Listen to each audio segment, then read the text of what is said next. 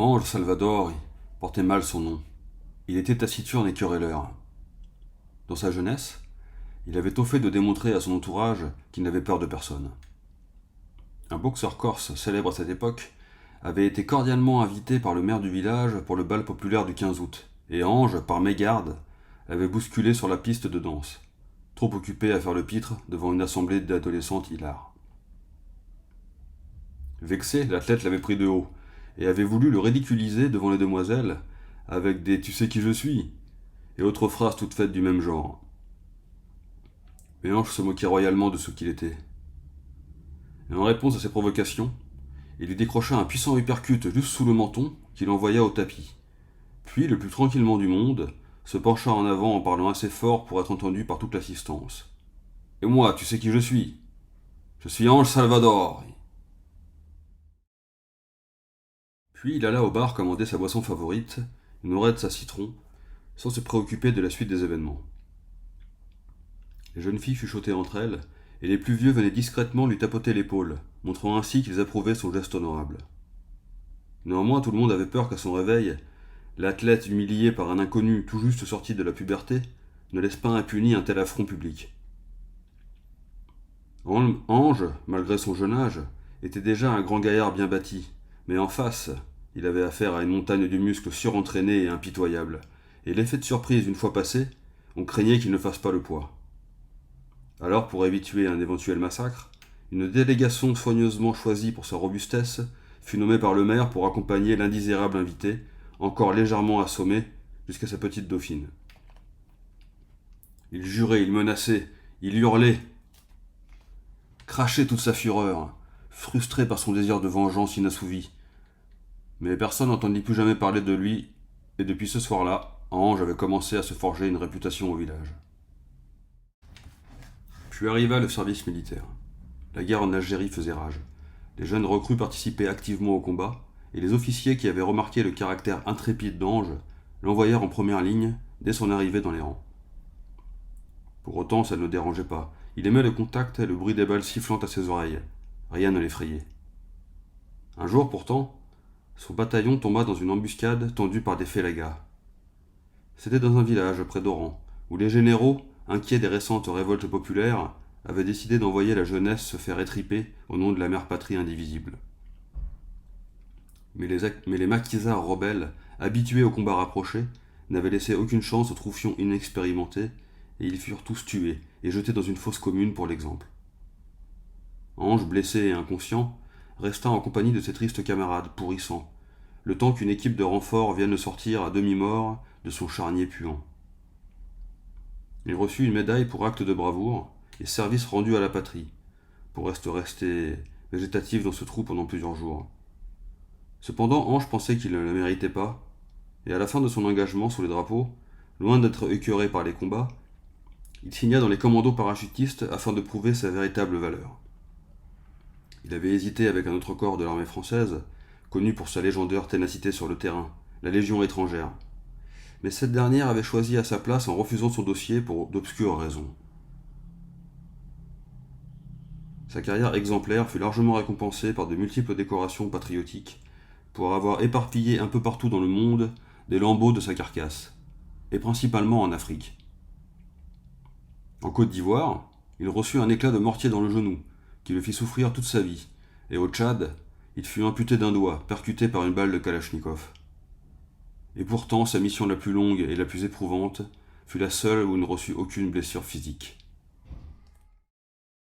C'était en Afghanistan, où il garroya 10 longues années de sa vie, 10 ans à combattre dans l'ombre de la guerre. Car les combats, toujours furtifs et inattendus, se matérialisaient subitement en escarmouches rapides, où généralement les unités débordées n'avaient pas le temps de réagir. Les soldats, à peine sortis de leur torpeur, ne pouvaient qu'observer ahuris et impuissants le convoi de jeeps armés de mitrailleuses s'enfuir au loin, comme un mirage meurtrier. Ange, malgré son inébranlable courage de combattant aguerri, n'aimait pas cette façon de se battre. Il appelait ça la guerre asymétrique. D'un côté, une armée suréquipée avec du matériel technologique de pointe, des blindés, des chars et des soldats peu nombreux certes, mais professionnels. Et en face, des civils, armés de Kalachnikov et de missiles Stinger, plus nombreux, plus motivés et redoutablement efficaces. L'état-major était dépassé par ces amateurs, qui arrivaient à réduire à néant des véhicules et des avions très coûteux avec un armement à bas prix, tandis que le soldat européen coûtait cher, et il fallait ménager sa vie pour ne pas choquer l'opinion publique.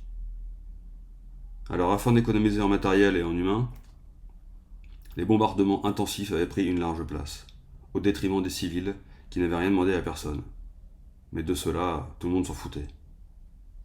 Sauf Ange, qu'on envoyait parfois nettoyer la zone bombardée pour mater les dernières résistances, mais qui, le plus souvent, entassait des cadavres de femmes et d'enfants pour y mettre le feu.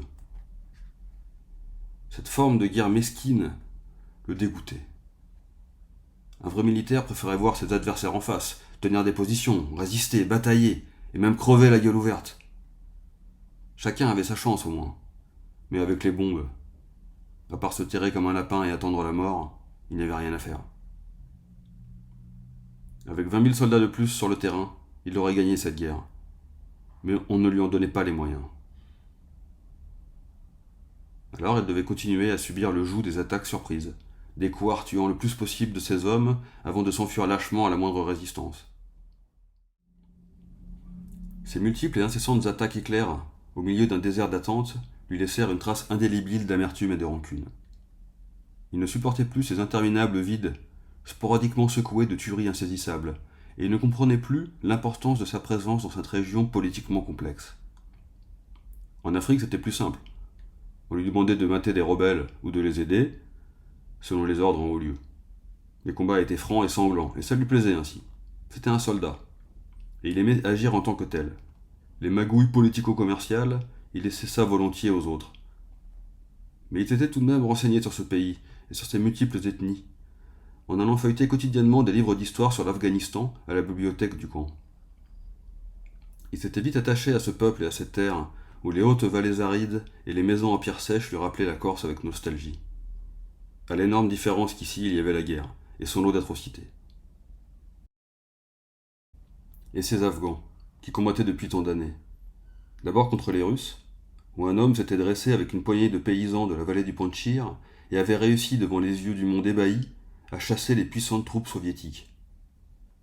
Puis dans le chaos qui s'ensuivit, les talibans, à la solde des Pakistanais, s'étaient installés dans le pays par la force. Ces fanatiques, qui au départ avaient été formés et armés secrètement par les Américains pour chasser l'armée rouge, voulurent leur part de gloire et de pouvoir. Ce fit encore le même petit campagnard avec ses fidèles combattants buveurs de thé qui reprirent la capitale, Kaboul, aux mains des intégristes musulmans. Ange avait fait du commandant Massoud sa référence personnelle en matière d'opérations militaires sur le terrain. Il idolâtrait ce charismatique cultivateur qui, au nom de la liberté de son peuple, avait pris les armes et avait dirigé avec maestria le commandement de ses troupes novices. Ces pauvres et humbles planteurs de légumes qui pouvaient démanteler une jeep, franchir une vallée avec les pièces détachées sur le dos d'un troupeau de mules et remonter le tout sur l'autre versant pour contrer l'adversaire. Mais les grands dirigeants de ce monde, qui à l'époque n'avaient pas voulu entendre parler de cet homme coriace et de sa bande de va-t-en-guerre, tentaient aujourd'hui de réparer les erreurs commises. Massoud était mort, lâchement assassiné par ses ennemis, et l'Afghanistan s'enlisait, Ange avec. Des années plus tard, il prit une retraite bien méritée. Il rénova sa vieille maison de famille et s'installa définitivement dans son village natal. Pour lui, la guerre et l'expatriation étaient terminées. Dès son arrivée, il avait accroché ses multiples médailles à l'âtre de la cheminée, et chacun lui rappelait un douloureux souvenir, une blessure ou la mort d'un camarade cher. Il était, comme beaucoup d'anciens combattants, prisonnier de son passé, et marqué psychologiquement par les horreurs vécues. Il le savait, mais il essayait de se raccrocher à d'autres moments moins pénibles de sa vie. Il pensait à sa jeunesse heureuse et insouciante, de bagarreur et insatiable coureur de jupons. Il revoyait sa mère, près du foyer de la même cheminée, tourner patiemment la délicieuse soupe au skinku, dans la marmite suspendue au-dessus des flammes. Il se rappelait les repas du dimanche où les familles se réunissaient, chacune leur tour autour du four du quartier, et cuisaient au feu de bois les miaches et falcoulelles et le pain de la semaine. Mais ces souvenirs appartenaient à une autre époque, et Ange n'avait pas tardé à déchanter. Il lui semblait que son village avait beaucoup changé aujourd'hui.